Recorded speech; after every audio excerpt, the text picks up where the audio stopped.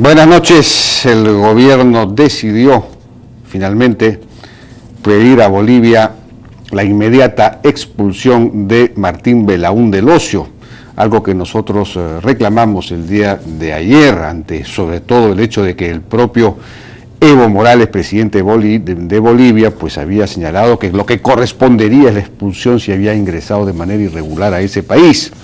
La Cancillería hoy día emitió un informe, una nota, diciendo, entre otras cosas, lo siguiente, que el 31 de diciembre se presentó una nota diplomática a la Embajada Boliviana en Lima con los antecedentes sobre los procesos penales que se le siguen en el Perú a Belaúnde Locio, así como la documentación relativa a la orden de captura internacional vigente comunicada por Interpol. En dicha nota se expresó el parecer del gobierno peruano sobre la improcedencia de la solicitud de refugio. Y luego agrega: esta gestión ha sido reiterada con una nueva comunicación al gobierno boliviano entregada el día de ayer, en la que se solicita la aplicación de una medida urgente de carácter migratorio para la inmediata expulsión del señor Belaúnde Locio al Perú. Muy bien, esperemos que esto efectivamente se concrete a la brevedad y bueno, pues terminemos con ese capítulo, por lo menos en lo que se refiere al nivel mediático. Y pues continúa la guerra de tweets. Hoy los ha habido de Cateriano, de Urresti, por supuesto, también de Keiko Fujimori, en fin. Es una guerra en la que las distintas partes se lanzan estiércol con ventilador o con catapulta, diría yo. Ese es el olor a estiércol, es el olor de la política peruana en este momento. Lo peor de todo es que grandes animadores de esta gresca de acusaciones e insultos son nada menos que el propio presidente de la República y dos de sus ministros. Urresti en particular, que tiene pues unas expresiones por momentos inaceptables y difamatorias, ¿no? Por ejemplo, a Rospigliosi lo ha llamado ladrón, indeseable, cosas pues que no, francamente, hay que rechazar de plano, ¿no? Lo que, dicho sea de paso, por supuesto, es contradictorio con los pedidos al Congreso de aprobar la Ley de Empleo Juvenil y otras reformas. El ministro Segura, por ejemplo, pidió ayer o antes de ayer el respaldo del Congreso para implementar reformas y las reformas y las propuestas del Ejecutivo, pero el propio presidente Humala y sus ministros atacan a la oposición prácticamente sin descanso, día de por medio.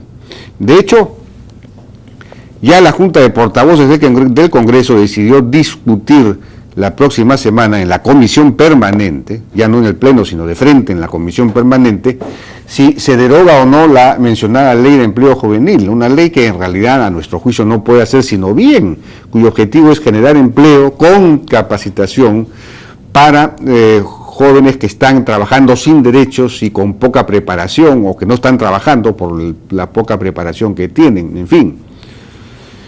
Y a propósito, pues hoy Nadine Heredia emitió un tuit diciendo lo siguiente: Ministerio de Trabajo y SUNAFIL se reúnen con jóvenes líderes para explicar la Ley de Empleo Juvenil y su inspección.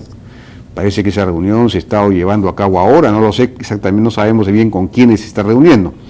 Pero en todo caso, está bien, porque es necesario explicar, desmitificar, desideologizar este tema. Por ejemplo, el domingo la República publicó esta nota, a ver si podemos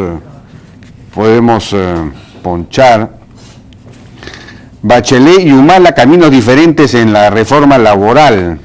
Y la leyenda de la foto decía, a diferencia de su par peruano, Michelle Bachelet ha legislado para proteger a trabajadores.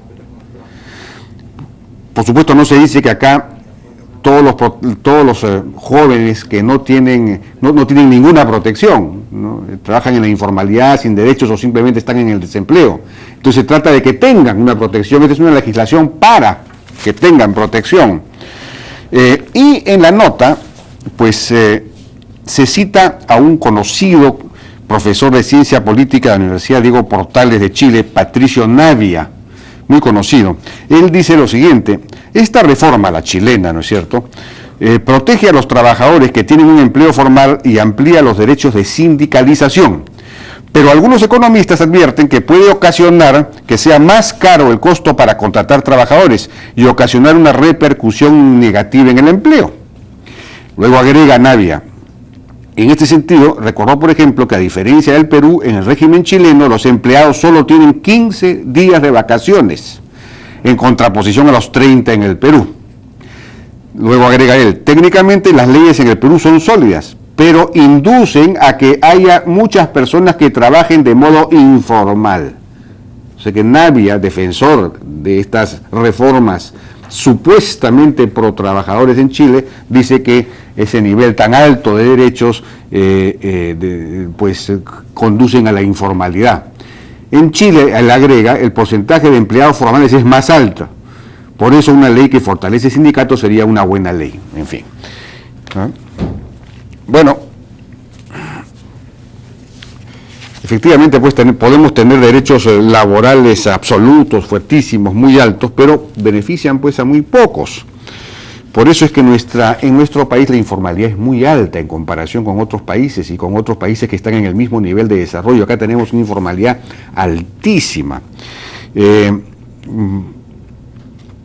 Tenemos, por ejemplo, el tema de las vacaciones. Nosotros tenemos vacaciones de 30 días, lo dice aquí Navia, ¿no? Veamos el siguiente cuadro.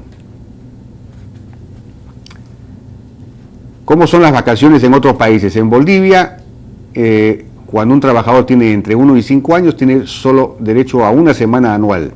Entre 5 y 10 años, 2 semanas anuales. Entre 10 y 20 años, 3 semanas anuales. Un mes cuando tiene más de 20 años trabajando. En Ecuador, el periodo de vacaciones es de 15 días. En Perú, un mes, ya lo sabemos. En Colombia, 15 días. En Chile, 15 días, lo acaba de decir Patricio Navia. En Uruguay, 20 días. 20 días más un día por cada año excedente. El siguiente. En Argentina, 14 días cuando el trabajador tiene entre 5 y 10 años, 21 días entre 5 y 10 años, se puede llegar, sin embargo, hasta 35 días cuando se tiene más de 20 años trabajando. Paraguay, 12 días hasta 5 años, 18 días, etc. Brasil, un mes, eso sí es como el Perú. México, 6 días.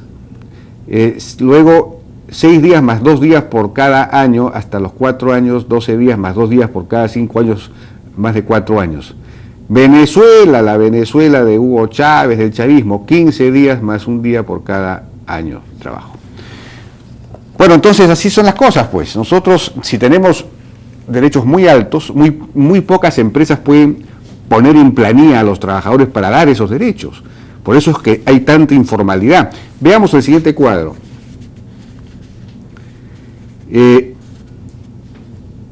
En Singapur, por ejemplo, ahí hemos escogido varios países de distinto tipo. Singapur, las vacaciones son de 7 días al año, no existe CTS, no existen gratificaciones, que es lo que acá, digamos, se estaría recortando en esta ley para los jóvenes. Japón, las vacaciones son 25 días, hay una CTS, pero solamente es 1.5% de la remuneración, no hay gratificaciones. Países Bajos, es decir, Holanda, 24 días al año. Holanda es un país de estado de bienestar, ¿no? Social, demócrata, etcétera. CTS no existe, gratificaciones no existen. Bélgica, 20 días, hay un CTS, pero es solamente 33% de la remuneración. En Francia, que es un país ultra proteccionista de los trabajadores, tiene 25 días al año de vacaciones, no tiene gratificaciones y una CTS mínima. Corea del Sur, 10 días al año de vacaciones, no hay gratificaciones y una CTS también aún muy pequeña. Chile, ya hemos visto, 15 días al año de vacaciones, 3% de la RA, no sé exactamente qué es eso. Perú, 30 días al año, una remuneración mínima al año. En Colombia, 15 días al año, una remuneración mínima, en fin.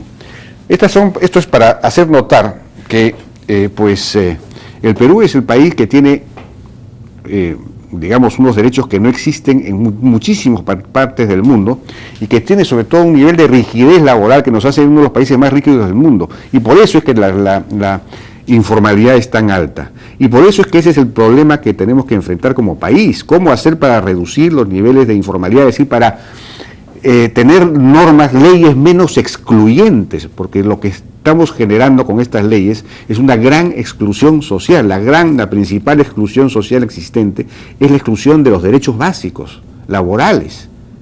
El 74% de los trabajadores del Perú no tiene un solo derecho, no tienen derechos, no tienen 30 días, no tienen un solo día de vacaciones, etcétera, etcétera. Y entonces hay que buscar un término medio, hay que buscar una legislación que sea mucho más facilitadora, mucho más incluyente, inclusiva, que permita que las personas accedan a derechos laborales básicos. Ese es el gran tema. Todo lo demás es demagogia, tan sencillo como eso. Bueno, vamos a ir a una pausa y regresamos ahora con Roberto Angulo, congresista de Dignidad y Democracia, para hablar precisamente de este tema y de la decisión del Congreso de ver el asunto la próxima semana. Luego vamos a estar con Augusto Rey y Enrique Cornejo para ver sus comentarios respecto de los anuncios y los, las afirmaciones de Patricia Juárez respecto de la gestión anterior y los anuncios respecto de lo que se viene en la gestión Castañeda. Y finalmente vamos a estar con Fernando Felan y con María Quirós, que es hermana de Joel Quirós, un dirigente de Chepén asesinado hace muy pocos días por luchar contra la corrupción. Regresamos.